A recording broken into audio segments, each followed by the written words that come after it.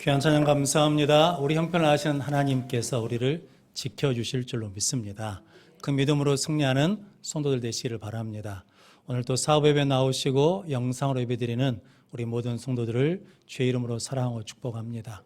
항상 하나님의 은혜와 평강 가운데 믿음을 지키며 승리하는 성도들 되시기를 바랍니다. 우리 옆에 분 한번 같이 인사하겠습니다. 염려하지 맙시다. 끝까지 하나님을 붙듭시다. 그래서 염려로 사는 것이 아니라 먼저 하나님을 찾음으로 믿음으로 염려를 이기고 승리하는 우리 모든 성도들 되시기를 바랍니다. 오늘은 마태복음 7장 1절로 6절 말씀, 비판하지 말라라는 말씀으로 함께 은혜를 나누겠습니다. 먼저 주여 말씀하옵소서 같이 하겠습니다. 주여 말씀하옵소서, 주의 종이 듣겠나이다. 아멘. 주의 음성이 들리는 복된 시간이 되시기를 바랍니다. 염려하지 말라 하신 예수님이 이제는 비판하지 말라라고 말씀하십니다.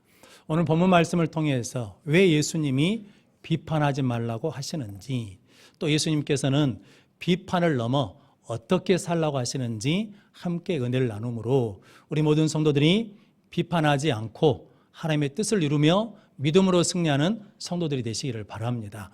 비판하지 말라, 첫 번째는 비판하지 말고 하나님께 맡기라입니다. 오늘 2절 말씀 같이 읽겠습니다. 너희의 비판하는 그 비판으로 너희가 비판을 받을 것이요 너희의 헤아리는 그 헤아림으로 너희가 헤아림을 받을 것이니라. 아멘. 예수님께서 오늘 1절 말씀에 비판을 받지 아니하려거든 비판하지 말라라고 말씀하십니다. 이 말씀은 사람은 심판자가 아니라 심판의 대상이라는 겁니다. 심판자는 누구시냐면 하나님이시라는 거거든요. 하와가 뱀의 유혹을 받았습니다. 왜 하나님이 선악과 못 먹게 하는지 아느냐? 따먹으면 눈이 밝아져서 하나님처럼 될까 봐 못 먹게 하는 것이다 라고 하니까 그 말을 듣고 선악과를 따먹었습니다. 그래서 사람이 선악을 판단하는 자가 되었습니다. 그래서 자기 기준으로 판단하는 거거든요. 자기 기준에 맞추어서 잘잘못을 판단하고 심판하는 것입니다. 그런데 성경은 전도서 12장 14절 말씀 같이 읽겠습니다. 하나님은 모든 행위와 모든 은밀한 일을 선악간에 심판하시리라. 아멘. 하나님이 뭐 하신다는 겁니까? 하나님이 심판자이시다라고 말씀합니다. 그래서 예수님께서 심판하지 말라라는 말씀은 사람은 심판자가 아니고 하나님이 심판자이시니 비판하지 말라라고 말씀하십니다. 야고보서 4장 11절 12절 말씀 같이 읽겠습니다. 형제들아 서로 비방하지 말라. 형제를 비방하는 자나 형제를 판단하는 자는 곧 율법을 비방하고 율법을 판단하는 것이라. 내가 만일 율법을 판단하면 율법의 준행자가 아니요 재판관이로다. 입법자와 재판관은 오직 한 분이시니 능히 구원하기도 하시며 멸하기도 하시느니라. 너는 누구이기에 이웃을 판단하느냐? 아멘. 우리가 누군가를 판단하고 정죄하고 비판하면 말씀을 판단하는 것과 같다는 거거든요. 근데 우리는 말씀의 재판관이 아니라 그 말씀에 순종하고 준행하는 자이기 때문에 예수님께서 비판하지 말라라고 말씀하십니다. 또한 2절 말씀에서 예수님이 너희가 비판하는 그 비판으로 너희가 비판을 받고 너희가 헤아리는 그 헤아림으로 너희가 헤아림을 받을 것이다 라고 말씀하십니다. 사사기 1장 7절 말씀 같이 읽겠습니다. 아도니베섹이 이르되 옛적에 70명의 왕들이 그들의 엄지손가락과 엄지발가락이 잘리고 내상 아래에서 먹을 것을 줍더니 하나님이 내가 행한 대로 내게 갚으심이로다 하니라. 무리가 그를 끌고 예루살렘에 이르렀더니 그가 거기서 죽었더라. 아멘. 여호수아가 죽은 다음에 이스라엘 백성들이 하나님께 가나안 족속을 정벌하러 누가 먼저 올라갈까요? 라고 물었더니 하나님이 유다 지파를 먼저 올라가라고 하십니다. 그때 유다 지파가 시몬 지파와 함께 가거든요. 그래서 아도니베섹이라는 왕이 도망가니까 잡아다가 엄지손가락을 자르고 엄지발가락을 잘라서 묶어서 데려왔거든요. 그때 아도니 베섹이 스스로 하는 말이 예전에 70명 왕에게 내가 그렇게 했다는 거거든요. 그리고 그들이 내 상 아래에서 주워 먹었다라는 거거든요. 근데 하나님이 내가 행한 대로 나에게 갚아주셨다라고 말씀합니다. 그래서 예수님께서 비판하지 말라라고 말씀하십니다. 이 헤아린다는 말이 잣대를 갖다 댄다는 거거든요. 그런데 성도 여러분, 우리나라에 지금 내로남불이라는 말이 있잖아요. 그래서 내가 할 때는 잘하고 맞는 일이에요.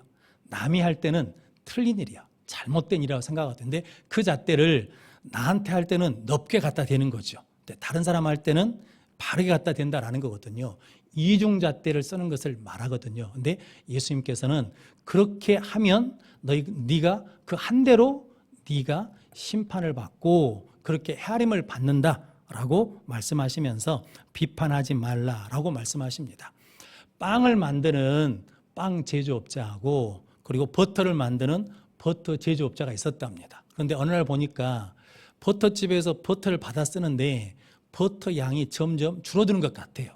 저울로 달아봤더니 아니나 다를까 이게 양이 틀리는 거예요. 그래서 재판관한테 고소를 했답니다. 그래서 재판관이 두 사람을 불렀어요.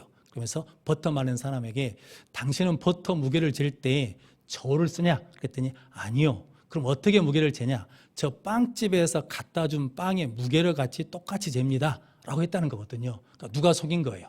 빵집에서 먼저 속였다라는 거거든요. 그것이 오늘 2절에서 예수님이 말씀하신 거. 너희가 비판하는 그 비판으로 비판을 받는다.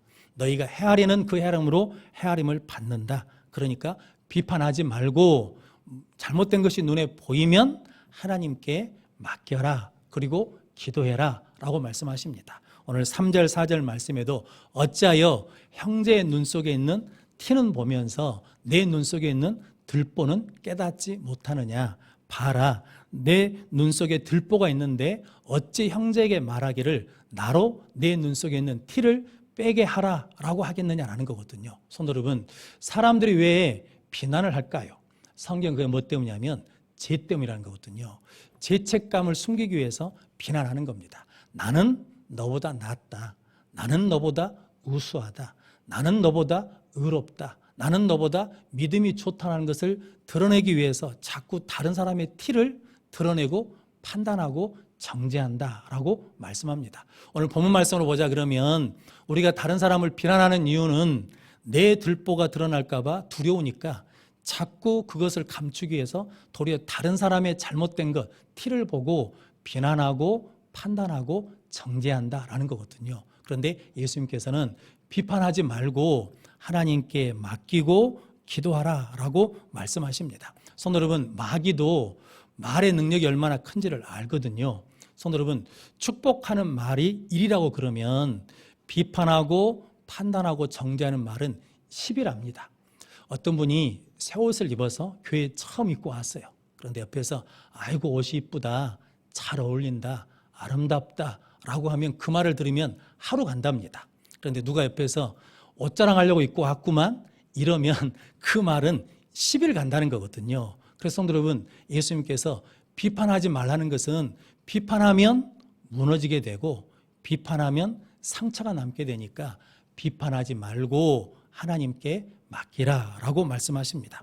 로마서 2장 1절 말씀 같이 읽겠습니다. 그러므로 남을 판단하는 사람아 누구를 막론하고 내가 핑계하지 못할 것은 남을 판단하는 것으로 내가 너를 정죄함이니 판단하는 내가 같은 일을 행함이니라. 아멘.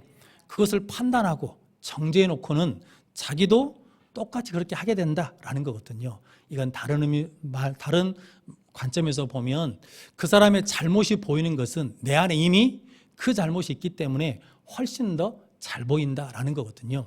요한복음 12장에 보면 마리아가 지극히 비싼 향유를 깨트려서 예수님 발에 붓고 머리털로 닦거든요. 그래서 거기 집안에 향유 냄새가 가득했습니다. 그런데 그 일에 대해서 제자들이 그것을 허비했다고 비난하거든요. 그런데 그 일의 주동적인 사람이 누구냐면 가룟 유다였습니다. 300데나리온에 그것을 팔아서 가난한 사람들을 구제하지 그것을 허비했냐라고 그러면서 비판하거든요. 그런데 성경은 이렇게 말합니다.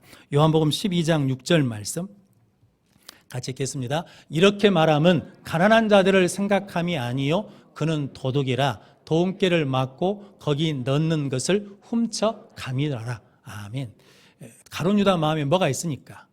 돈에 대한, 물질에 대한 욕심이 많으니까 그것이 아까운 거거든요. 그런데 그렇게 말할 수는 없으니까 흠집을 내는 거죠. 그러면서 가난한 사람을 앞세워서 자기 욕심을 숨기고 있다라고 말씀하거든요. 그래서 예수님께서는 비판하지 말고 네 눈 속에 있는 들보를 먼저 볼 줄 알아야 된다라고 말씀하십니다.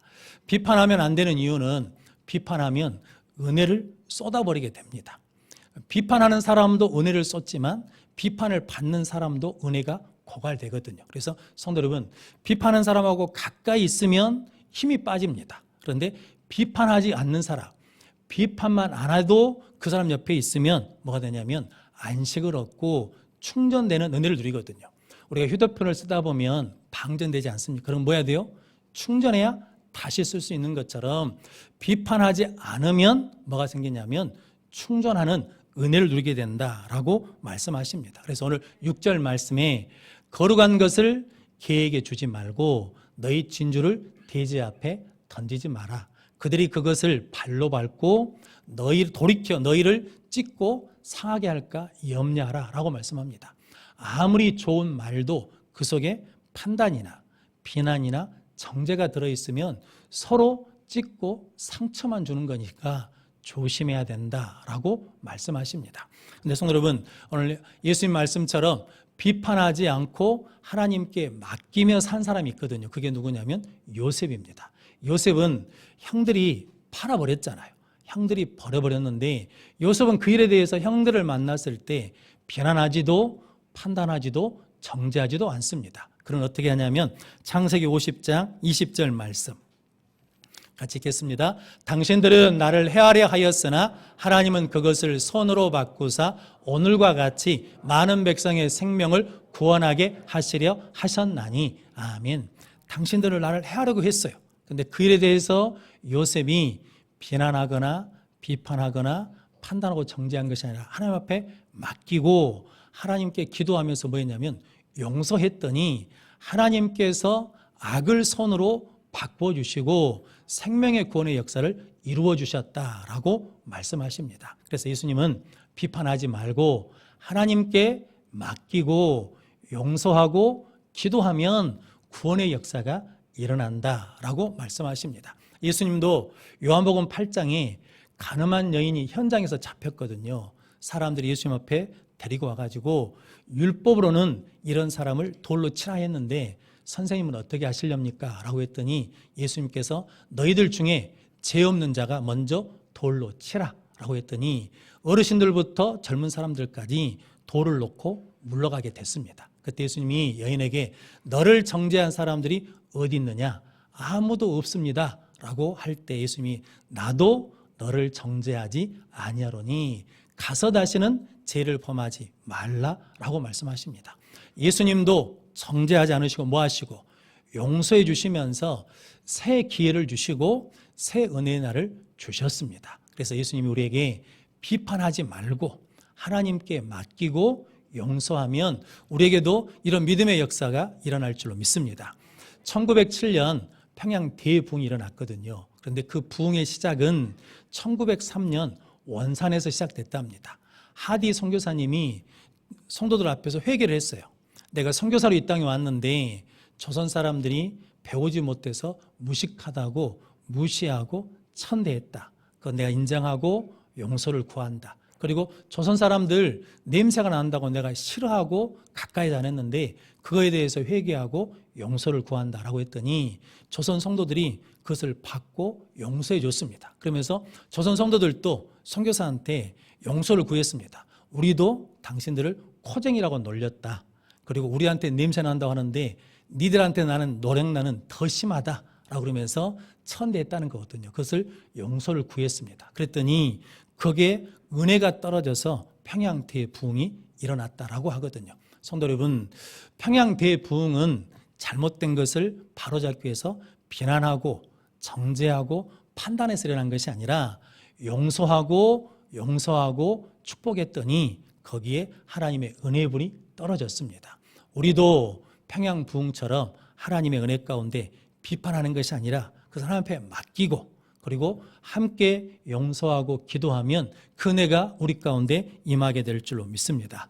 예수님도 자신을 십자가에 못 박으라고 비난하는 사람들에 대해서 판단하고 정죄한 것이 아니라 하나님 저들을 용서해 주십시오 라고 하신 다음에 하나님의 구원의 역사를 이루셨습니다. 그러면 성도 여러분, 심판자는 하나님이신 것을 믿고 깨달음으로 비판하지 말고 하나님께 맡기고 용서하고 기도함으로 하나님의 구원의 역사를 이루어가는 우리 모든 성도들 되시기를 바랍니다.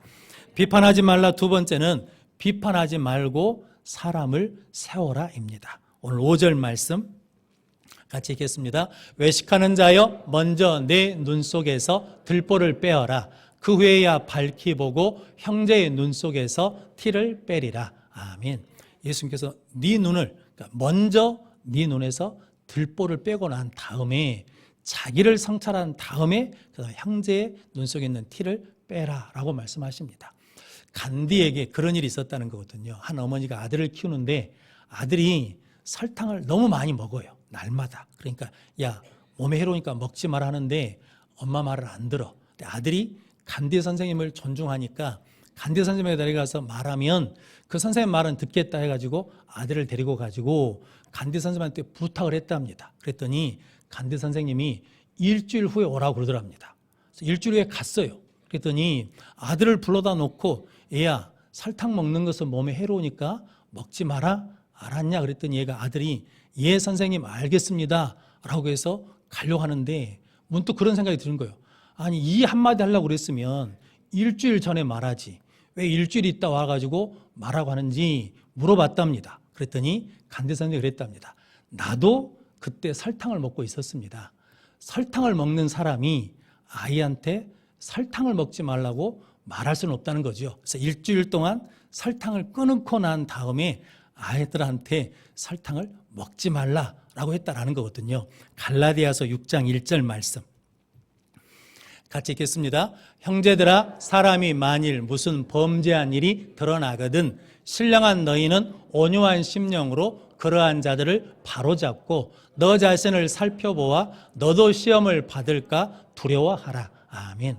잘못된 것이 드러나면 온유한 심령으로 그것을 바로잡고 너희 자신을 살펴보아서 너희도 그 시험에 빠질까 두려워하라 라는 거거든요. 먼저 내가 바뀌고 고치고 난 다음에 바로잡아야 된다라는 의미의 말씀이십니다. 이렇게 사람의 말에 흔들리지 않고 오직 하나님을 붙드는 의지하는 믿음으로 굳게 선 다윗이 그렇게 살아냈거든요. 시편 141편 5절 말씀 같이 읽겠습니다. 의인이 나를 칠지라도 은혜로 여기며 책망할지라도 머리에 기름같이 여겨서 내 머리가 이를 거절하지 아니할지라. 그들의 재난 중에도 내가 항상 기도하리로다. 아멘. 의인이 나를 쳐요. 그런데 그것을 무엇으로 여긴다는 겁니까? 은혜로 여기고 책망할지라도 내 머리에 기름으로 여긴다라는 거거든요. 성도 여러분, 다윗은 누가 자기를 비난하고 심지어 사울이 죽이려고 해도 사울에 대해서 뭐 하지 않습니까? 비난하지 않습니다. 판단하지 않습니다. 사울을 정죄하지 않거든요. 그랬더니 다윗이 큰 사람이 됐습니다. 깊은 사람이 됐거든요. 그래서 사무엘상 22장에 보면 다윗이 아둘람 굴에 있을 때 400명이 다윗에게 모여들었거든요. 근데 그 모인 사람이 뭐냐면 모든 환난 당한 자, 빚진 모든 자, 모든 원망하는 자들이 원통한 자들이 다윗에게 왔다는 거거든요. 근데 다윗이 그 사람들을 보면서 비판하거나 판단하거나 정죄하지 않고 품었습니다. 함께 있었습니다. 그들이 나중에 뭐가 됐냐면 다윗의 큰 용사가 되고 다윗이 어려움이 있을 때마다 늘 앞서서 도와주는 사람이 되었거든요. 다윗은 비판하지 않고 그 사람들을 품고 세워졌더니 믿음의 용사가 나왔다라고 말씀합니다. 그럼 성도들, 우리도 비판하지 않고 사람을 세워주면 나를 돕는 자로 하나님께서 붙여주실 줄로 믿습니다. 그렇게 비판하지 않고 사람을 세우는 복된 성도들 되시기를 바랍니다. 요한복음 4장에 보면 예수님이 사마리아성 수가성에 가 계시거든요. 그때 우물가에 계시는데 한 여인이 종호, 가장 뜨거울 때 물을 기르러 왔습니다. 그때 예수님이 나에게 물을 좀 달라라고 그랬더니 당신은 유대인이고 나는 사마리아인이어서 서로 상종하지 않는데 왜 물을 달라고 하십니까? 라고 하니까 예수님이 내가 주는 물을 마시는 자마다 다시 목마르지 않을 것이다. 왜냐하면 내가 주는 물은 그 속에서 영생하도록 솟아나는 샘물이 되리라 라고 말씀합니다. 그러자 그 여인이 주님 그 물을 나에게 주십시오. 그래서 다시는 물 기르러 오지 않게 해주십시오 라고 했더니 예수님 그러시거든요. 남편을 데려와라 그러거든요. 그러자 그 여인이 나는 남편이 없습니다. 그랬더니 예수님이 네 말이 맞다. 남편 5이 있었는데 지금 있는 남자는 남편이 아니니까 네 말이 참되도다 라고 그러거든요. 그때 여인이 예수님 우리 조상들은 여기서 예배를 드려야 되고 유대인들은 예루살렘에서 예배를 드려야 된다고 그러는데 예배는 어디서 드립니까? 라고 그랬더니 예수님은 예배는 장소의 문제가 아니고 하나님이 예배한 자들을 찾으시는데 하나님은 영이시니 예배한 자들은 영과 진리로 예배할지니라 라고 진리를 말씀해 주셨습니다. 성도 여러분, 만약에 예수님이 남편을 데려와라 그랬더니 남편이 없습니다 라고 할 때 예수님이 야 거짓말 하지 마. 내가 다 알거든. 너가 얼마나 많은지 알거든. 그랬다 그러면 어떻게 됐겠습니까? 예수님께 예배는 어떻게 드려야 됩니까? 라고 할 때 예수님이 야 너 지금 네 처지를 생각해 봐. 네가 어떻게 살아왔는 걸 봐봐. 그런 네가 어떻게 예배를 드릴 수 있겠냐라고 비난하고 비판하셨다 그러면 정죄하셨다고 그러면 성도는 오늘 우리가 알고 있는 하나님은 영이시니 예배하는 자는 영과 진리로 예배할지라는 말씀을 받지 못하는 거거든요. 근데 예수님이 그 여인을 비판하고 판단하고 정죄하는 것이 아니라 그 여인을 받아들여 줬습니다. 용납해 줬습니다. 정귀 여겨 줬습니다. 그랬더니 그 여인이 변화가 됐거든요. 요한복음 4장 28절로 30절 말씀 같이 읽겠습니다. 여자가 물동이를 버려두고 동네로 들어가서 사람들에게 이르되 내가 행한 모든 일을 내게 말한 사람을 와서 보라. 이는 그리스도가 아니냐 하니 그들이 동네에서 나와 예수께로 오더라. 아멘. 이 여인이 물동이를 버려두고 어디로 갑니까? 나를 잘 아는 동네에 가서 말합니다. 내가 행한 대로 말한 사람이 있다. 그리스도를 내가 만났다. 와서 보라 라고 그러거든요. 그랬더니 동네 사람들이 나와서 누구에게 왔다는 겁니까? 예수께로 오더라 라는 거거든요. 그럼 이 여인이 예수님이 비판하지 않고 용납하고 귀 여겨줬더니 어떤 사람이 됐습니까? 예수를 전하는 사람이 됐거든요.